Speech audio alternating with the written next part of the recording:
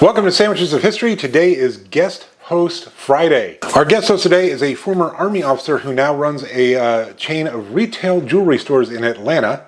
He's a dad to 3 kiddos, 5 and under. And every once in a while he plays drums in a jazz act at night. Please welcome Jonathon Geller. I can't believe I get to say this. Welcome to Sandwiches of History. I'm Jonathon Geller. I am very much just some dude who got lucky enough to guest host this week, and I'm very happy to be here. Thank you, Barry. I made the mistake when I was agreeing to this of telling Barry I'm a home cook, right? I like to cook a lot and I like some variety. So, if you want to give me something cool, takes a little bit of work, go for it.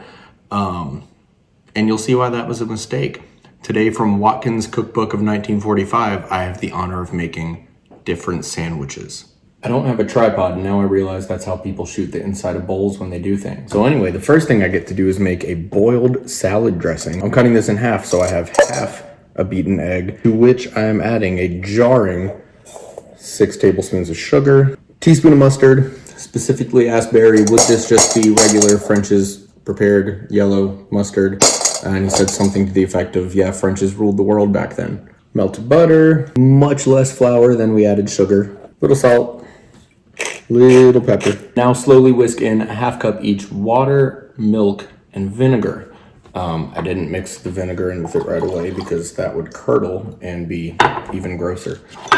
But here we go.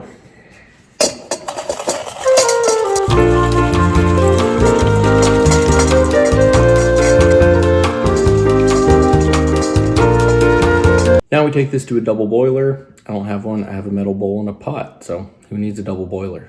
Right, the double boiler is in fact double boiling. So now we are to double boil until thick. All right, I jinxed it. That did take a while. But the boiled salad dressing's out of the way. I tasted it. It was kind of just an overly sweet coleslaw dressing. There are no amounts given. Naturally, it is a filling made of pâté de foie gras. Cream cheese, again, no amounts. So I'm going with a little less than equal. I have whipped cream cheese because I have children. If I try and give them not whipped cream cheese, they say it's frozen cream cheese and they hate me. Pimento, just like a little accent amount. And Watkins paprika. Nice try, Watkins. I just have regular paprika, but it's your cookbook, so do your thing. And I forgot to chop or cook the mushrooms for the chopped cooked mushrooms that the mixture calls for. So I'm going to both chop and cook some mushrooms. There's a very real chance that chopped cooked mushrooms meant like a canned mushroom. But I'm going to be a naughty guest host and take the liberty of frying these in butter. I'm going to be really bad. I'm even going to add salt. I'm going to add some of our chopped cooked mushroom. And according to the recipe, little boiled salad dressing. So out of this enormous bowl, I guess I'm going to use like a teaspoon. And I'm going to mash all this together. For being such a luxury ingredient, foie gras smells remarkably like cat food. But the first step of the recipe was slice bread very thin. And so I figured my 2025 white bread was not thin enough. And onto our very thin white bread goes our seasoned cat food. Very thinly sliced glory. Let's give these different sandwiches. The recipe is called different sandwiches, plural. I have one. Let's give this thing a go. It's there. It could be really mushy if not for the pimento and the mushrooms. So those are adding a little bit of texture. Even being fried, the mushrooms aren't adding a whole lot of flavor. The pimento's got a little sweetness. The salad dressing and cream cheese are basically having the same effect, which is just adding a tiny bit of tang. I need to take another bite before I decide how to plus it up. I'm not going too crazy.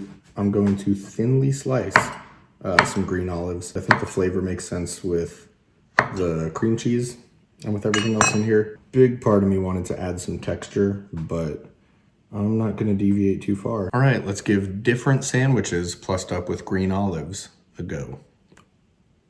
Okay, yeah, that helped a lot. There's so little texture here, and especially being so thin, that even just the crunch of the olives actually added a good bit.